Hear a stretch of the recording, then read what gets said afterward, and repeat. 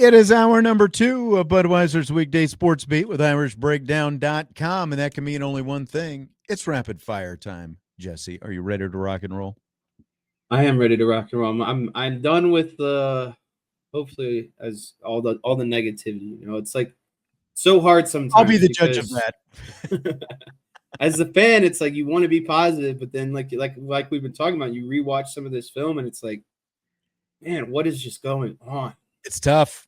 It's tough. It is. Let's switch to the offense. We haven't talked offensive side of the ball very much at all yesterday or today. We had a short show yesterday, and of course, we spent the pretty much most of the first hour talking about the defense. So we saw Notre Dame run the Wildcat a few times against Texas A&M Saturday. Marcus Freeman talked at his press conference on Monday about the benefit of doing those direct snaps to the running back versus a short yardage package that might include backup quarterback Kenny Minchey. And here's what he said about that. If you're truly going to commit to running the ball in that situation, then Jeremiyah Love, or one of our running backs, is going to be a better runner than anybody with the ball in their hands. But, you know, Kenny Minchey gives you another asset of being able to throw it and run it. And, again, CJ Carr isn't a dud. He can run, you know, if we need him to run. But I don't know if you love your quarterback taking those hits in some of those short yardage situations. And that's not to discredit Riley, like we didn't care about Riley, you know. But, again, it's the creativity that you have to have, but also it's the production that you believe that package or that play is going to have. And it was pretty productive on Saturday. We'll see what wrinkles that we have for this upcoming week. All right. It was pretty productive for the most part. It was a new wrinkle that we saw. We've seen some people kind of asking for it. So what do you think, especially when you talk about, would you rather do that, or would you rather just bring a quarterback like Minchey off the bench for his own package where he has essentially run pass options versus a running back who is pretty much just going to run every time? No, I don't mind the Wildcat look at all. I think that, you know, there were just a couple of times where the play broke down. I think that's where I've heard a lot of the griping is it just felt like that's what they were doing every time. The couple of times that they got stopped, there was one time where there was just blown assignment on the blocking side of things. And the other side, there was another one where Jeremiyah Love just, in that situation, he just needs to get vertical now. And one of the times he was trying to press the edge and beat the defender. And it's just like, listen, you're Jeremiyah Love. We have a really good offensive line. You just need to press the situation and get up in there and know that you can get basically 1 yard. So my complaint with the look is you have to have some sort of variation off of it. You can't just keep running the same thing over and over. And that's where I'm a little bit frustrated with Denbrock, because he has to know that. Like, when you run it in the first and second quarter, cool. Like, you're going to catch them off guard because they haven't practiced for it. But like we've talked about before, defenses come off and they talk about it and they get on a board and they start, okay, here's how we're going to fix this. And so by that time, Notre Dame needed to have maybe like a jet come off of it where Jeremiyah Love like catches it and hands it off to Faison going in jet motion. Like, or just fake it. Like, yes. get you know, like you've talked about, some eye candy. Get the eyes, get the linebackers and the defensive backs' eyes looking in one direction, and then maybe Jeremiyah Love does, or Jadarian Price does something else. And so or maybe you go two back in that situation and Jeremiyah Love is out there and he just hands the ball and puts it in Price's belly. You know, like, that's not hard for a running back to do, but just there has to be something, like you said, to get the defense looking in a different direction or you know, worrying about what their assignment is going to be, because the more you just run out there and do the same thing over and over, you're going to run into issues. So I don't mind the overall concept of the play, but I just want to see more variation off of it. Yeah. And I've told you before, like, Mike Denbrock has to have something more in his bag than just one play for every short down situation. Like, you make a living as an offensive coordinator by how creative you can get on 4th and 1, 3rd and 1, you know, at the goal line, that sort of thing, where you need short yardage plays and you just got to out scheme the other team, basically. Yeah, I didn't love it on the 4th and 1 at the 48-yard line. Now, granted, it got stopped and it led to a Texas A&M field goal. But like to Josh's point in the YouTube chat, by my count, they ran it 7 times. Josh says it worked like twice for positive yardage. Not so fast, my friend. Maybe you had a few too many beverages Saturday night, because it actually got stuffed twice. The first time they ran it was on 4th and 1. First and goal at the 5, and Jeremiyah Love gets stopped. He actually gets dropped for a 2-yard loss on that play, and then Jadarian Price scores a touchdown from the 7 yards out the next play. But then the next time it's 4th and 1 at the 8. Love gains 4 yards on it. The next time, 2nd and 10, and Jadarian Price gains 3. That was the only time Price ran it. 1st and 10, Love gains 3 again. Then it's 4th and 1 at the 48. You see, and by this time, to your point about the options, okay, it's 4th and 1 at the 48. You've already run it 5 times at that point. And so you're taking away any option, like everyone knows at this point, Jeremiyah. There's no element of surprise. Yeah, there's zero surprise. And so they stuff him, as you said, maybe a bad block. But then they ran it twice on the final touchdown drive. 1st and 10, they gained 6. On 4th and 1, they also gained 6. So, I mean, they ran it, they gained positive yards all but 2 different times. And unfortunately, it was the one very crucial time where it got stuffed on 4th and 1 near midfield.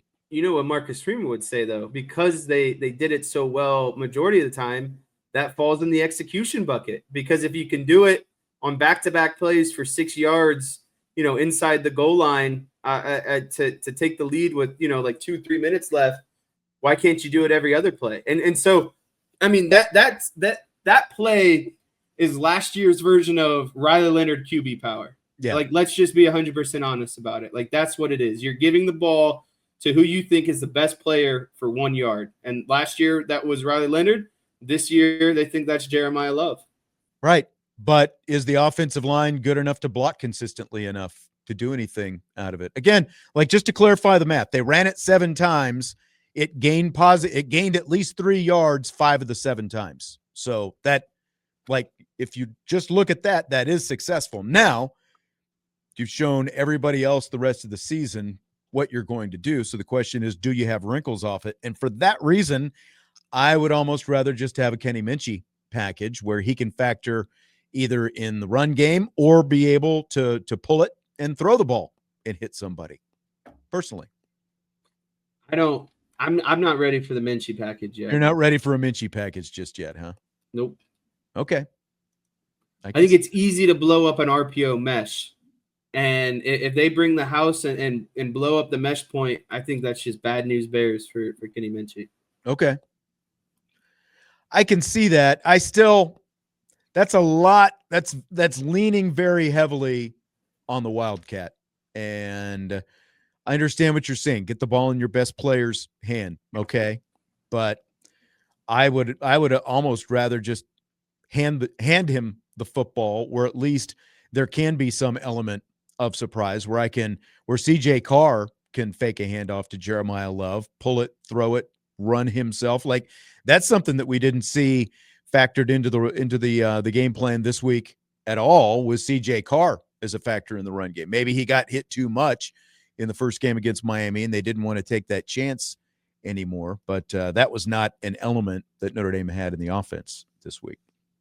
Did I tell you my parlay? Everything hit but the Notre Dame money line this past weekend. That's factoring the money line into your parlays, I think, is the worst strategy. If you're gonna throw a bunch of different props together, where did this come from? I would stick with player props because it's not dependent on the outcome of the game. Like, if I had bet all the player props that we were talking about last week, I would have hit all of them and not factored, the outcome of the game into it. Yeah. Hindsight is easy as a 6.5 point favorite. Stay away from it. So here are CJ Carr's numbers through 2 games passing. He's thrown for 514 yards, completed 63% of his passes, 3 touchdowns, 2 interceptions. Both of them, by the way, both interceptions, deflections, of course. Now we can talk about, whether or not they were wise choices, to throw either one, but they were both deflected still. But here is Marcus Freeman on Carr's response after these first two losses.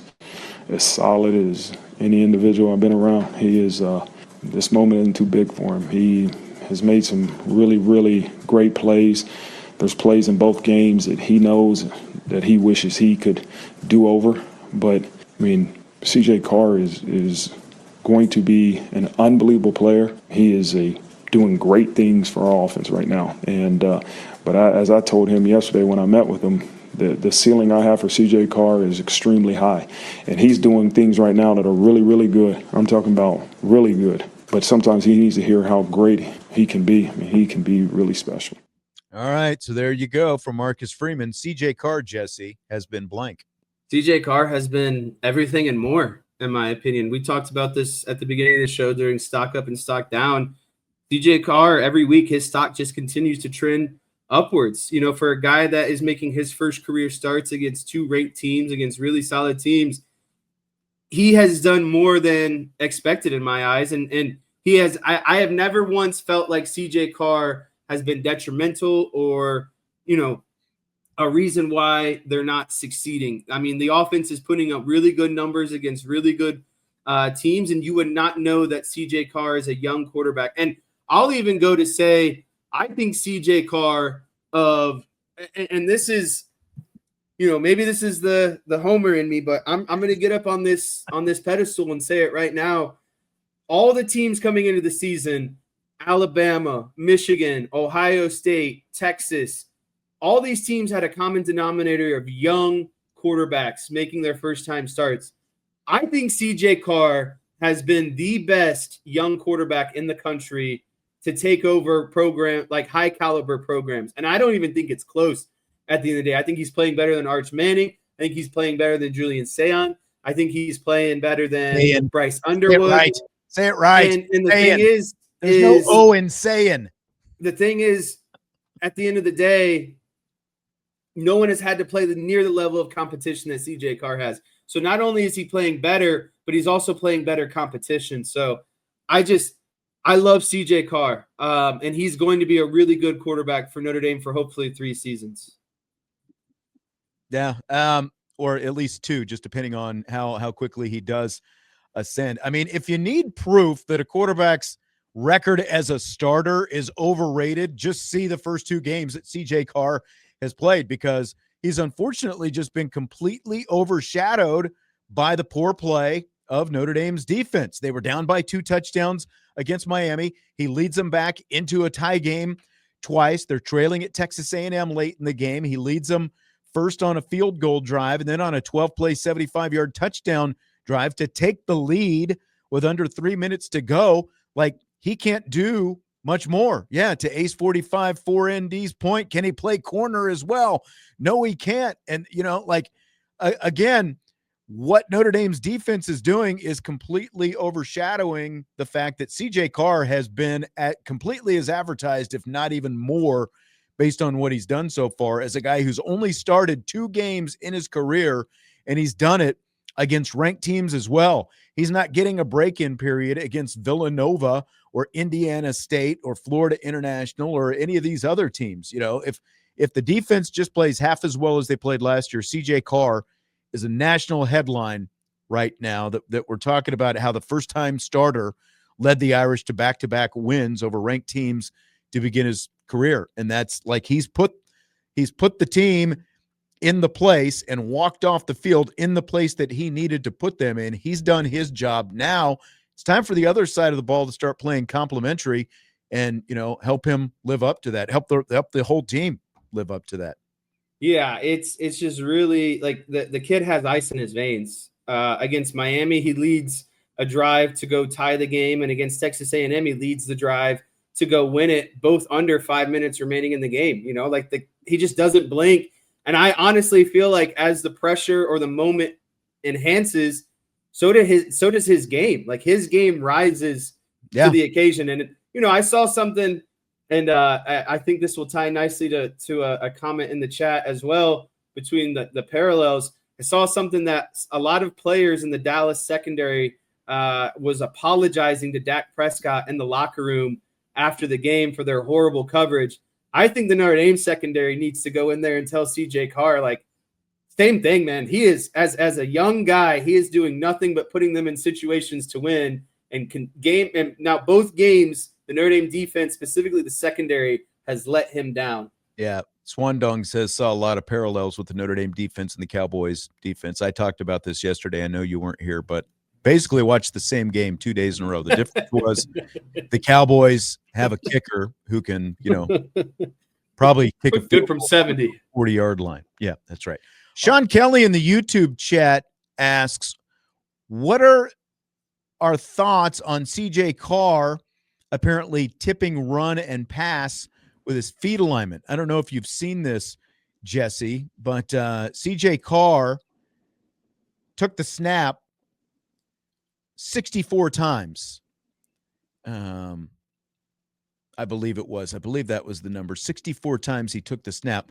When he handed off, when it was a running play, his feet were parallel. When it was a passing play, he had a staggered stance. And so he was tipping it off.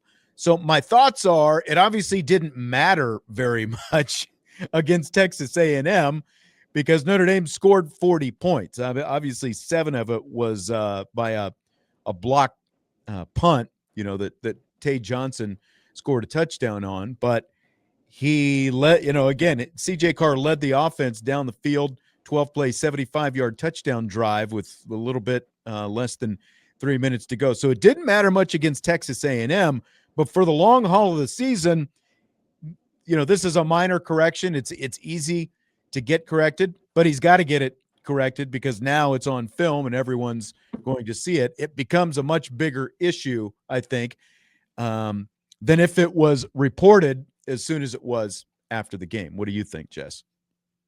Yeah, so 2 thoughts on here. And I think that, first of all, you just can't do that. That's kind of elementary in my opinion. And you got to get it fixed because at least that takes the linebackers out of it. Essentially, they know immediately, if they need to drop into pass or, fill at the line of scrimmage. So you're losing anything in terms of RPO play action to kind of, draw in the linebackers and safety. So that's not good. But to the flip side of this is and this is kind of, I guess, maybe known a little bit, but there's a lot of tendencies in football where you kind of know what's going to happen. And this comes back to the execution side of things. And I think Freeman would say the same thing is it doesn't matter if the other team knows we could still execute this thing how we're supposed to and the play be successful. So for me, it's kind of embarrassing that the defense kind of couldn't do better if they actually knew if it was run or pass at the end of the day. And that's kind of where I'll leave that one. Yeah. Going back to, we were talking about Wildcat versus, maybe a Kenny Minchie package. And I saw this comment by Tommy that I didn't get until we were on to the next topic. Tommy says, Riley Leonard was 230 plus pounds. Love is what, 205? Actually incorrect, Tommy.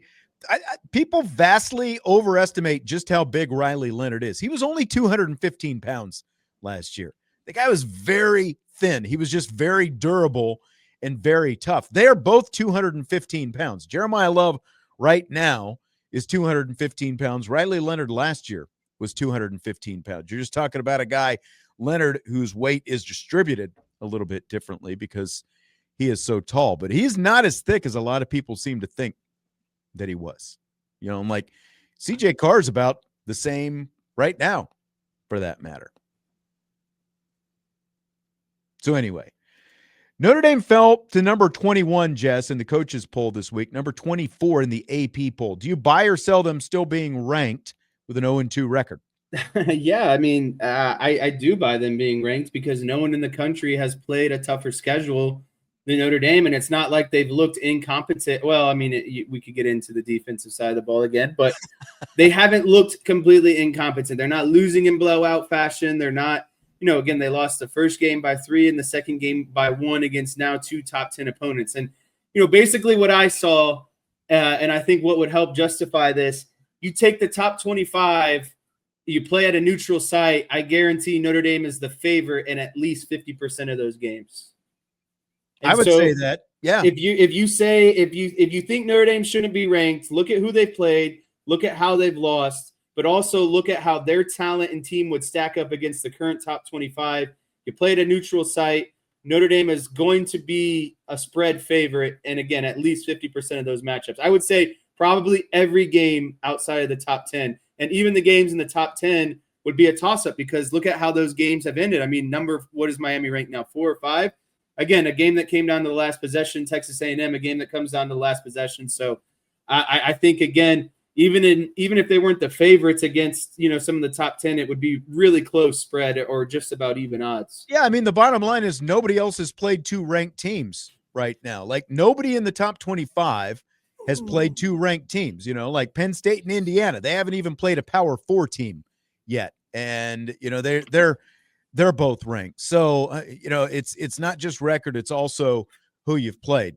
And that's what Notre Dame faced coming into the season. They knew they were going to have their 2 toughest games at the start of the season. Now it's on them to go out and win games that they're going to be favored in for the rest of the season, because there's probably, depending on how things go these next couple of weeks, there's probably only one game where there's any chance that they wouldn't be favored the rest of the year. And I'm not saying they won't be, that they won't be favored in that game. I'm talking about USC, just depending on where both teams are when they get to the middle of October. I think that's the only game that there's any chance the other team would be favored over Notre Dame. They're going to be favored pretty much the rest of the way. So, yeah, I've got no problem with them being in the top 25. It's just a matter of going out and starting to win some games now.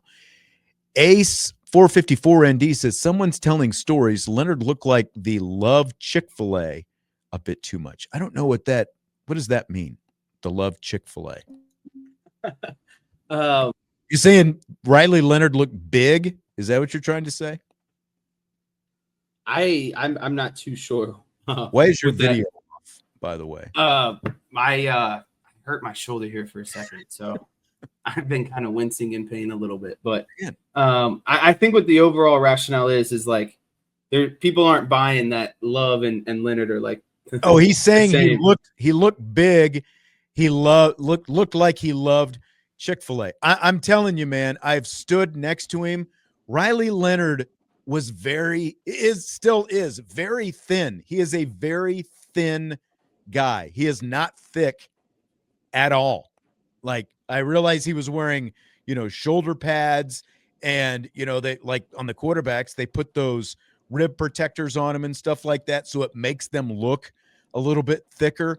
He is a very thin guy. He is built like a shooting guard is what he is built like. Like, remember, he wanted to be a basketball little small forward action. High school. Yeah, like, he's not a thick guy. He's not. So I think maybe they're just built different. Love is more, compact, muscle, mass, right? Leonard's just a little bit taller and a little bit more, stringy. I just think people don't realize how tough Riley Leonard was and how much, the thing about Riley Leonard is he just had no regard. So he played like someone was big because he was willing to throw his body into any situation. Yeah. Again, you can bend him, you can twist him, you can shake him, you can bake him and do all that stuff. And he took a licking and kept on getting up and kept on playing. Okay. I've got to find this cut here for the next one. Did you get to see any of the Clemson-Georgia Tech game Saturday afternoon? No, I was at a golf outing and I didn't. Oh, that's right. I forgot about your charity golf outing. That's right. So during the Clemson-Georgia Tech game, the ACC allowed the ESPN broadcast to go behind the scenes to allow viewers to see and hear what the replay officials were seeing and discussing during instant replay reviews. So like you would have the guy down on the field with the headset looking under the hood, and he would be talking to the booth. Here's an example of a touchdown they were looking at. I'll let you hear what they were talking about. Yes, hey, Adam. This is Adam. The ruling on the field is a touchdown. Yeah, I'm gonna show you 2 shots. I'm gonna show you the handheld. This is the handheld right here, and you can see he's got a body part down, but his ball is pinned against his lower leg right there with the tops of his hands. going. And then he's out there, right? And then he's still fuddling with that ball. Okay, on that shot right there. And then he gets control, but he's clearly out. Do you see a loss of control with a foot in the white? I don't think he has control there. I agree with you. And you can see this, that we don't believe he has control at all. By the time he has control, he's out of bounds. Yeah, he's way out. Hey, take a look at high end zone real quick. High end zone, all right. Not C. Go to multi. Go to A. High end zone. Never lose the ball. Guys, I've got enough on that sideline shot to show no control, incomplete pass. I would agree. Okay, so after further review, the pass was incomplete. It's going to be second down at the 2-yard line on the left hash. Yes, correct. Clock is good. Second and goal at the 2. Yes. Okay, thank you. Thank you. All right, thanks. All right. So, of course, while all that discussion is going on, we're getting to see the replays. We're seeing them, like dialing all this different stuff. Jesse, do you buy or sell this becoming a standard part of every football broadcast? I buy it because I think there's so much uncertainty by fans. And I think that it's gotten to the point now where we want to see kind of the transparency of what's going on the call, right? Every fan is just not going to trust the process that is going into making these decisions. So the more transparent they are about the communication, what they're looking at, I just think that is going to lead to more, satisfied fans at the end of the day, or fans kind of less claiming blown calls or, right, biasy and that sort of stuff. And I think the biggest advantage to all of this is if you do this, if you, literally lift the mask, lift the, the cover off the hood, however you want to say it. If you do more of this, you don't need the rules analyst anymore. And the rules analyst isn't telling us any more than we can already see most of the time anyway. He's trying to give some convoluted explanation either while it's going on or after it goes on, and they make the call. And again, he's not stepping out on a limb very often and really, telling you what he thinks he's going to be, because Mike Carey a few years back, they don't want to be wrong. If you just do this and give us transparency, show us what they're talking about, show us what they're looking at, you don't need the rules analyst. And I think that this is a lot more explanatory and a lot more entertaining to actually see what they're watching. And as you said, you lose all the conspiracy theories doing it that way. You don't have, all the NFL, they're just, trying to favor the Chiefs and all this different stuff. You don't have any of that anymore. If you just do this, I think it's perfect. Josh says, are they going to do it in targeting? I mean, so far, the ACC is the only ones allowing anything, but I would be all for that. I mean, targeting is a completely different story anyway. All right, let's go with this. Fill in the blank. There was an off-season vote on Philadelphia's tush push, and they decided to keep it. On Sunday, Eagles ran it a couple of times against the Chiefs, and it's blank that their offensive linemen false started but were not flagged for it. To me, it's just absolutely absurd at this point, because when we talked about this question in the offseason, I didn't think the play should be banned. Basically, standing on that it's an NFL play. You've had plenty of time. The play never changes. You should be able to, adapt or run your own kind of similar type play. But I've changed my mind, because at this point, the play has become a liability because referees can't officiate it properly. And so not only are the Eagles players getting a head start, basically a false start, but their players are also lining up in the neutral zone of the defense. And so there's 2 penalties occurring just about every play. And so I think the play needs to be banned if it's not going to be officiated properly, because you're getting too much of an advantage for a play that already has been deemed unstoppable. You could hear us, right, Tommy? Tommy's calling me out in the chat because we had the screensaver up. I was trying, the audio portion of the show is more important than seeing our golden faces, I think. But I agree with what Jesse is saying.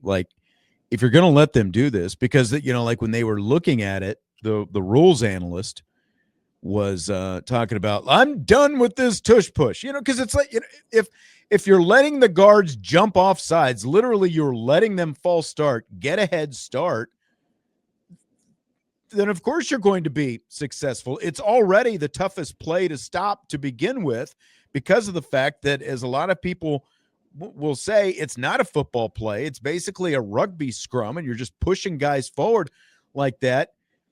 If you're going to do that, look, if the camera can see down the line and see where guys are lined up and see where they're jumping, the official has to be able to see it as well, because I've heard, it's tough to see. Well, if that's the case with all these guys, then you're going to have to ban it. I think they're going to vote for it next offseason, and it's going to ultimately end up being banned. Like, you've got to call it right. Like you were texting me when we were talking about it over the weekend. You were talking about how Mishawaka used to do that when you would play the same thing. Their offensive linemen. I love Keith Kinder, but their linemen were always, wasn't it the tackles in that case? Weren't they always going before the center? It was like a half second, split second before, but when a team's running a triple option and looking to literally get 3 yards per play, like, that's a huge advantage. You're getting that initial get off and push in a play where, again, you are literally only trying to get 1 to 3 yards. So again, we're what we're saying, Joe,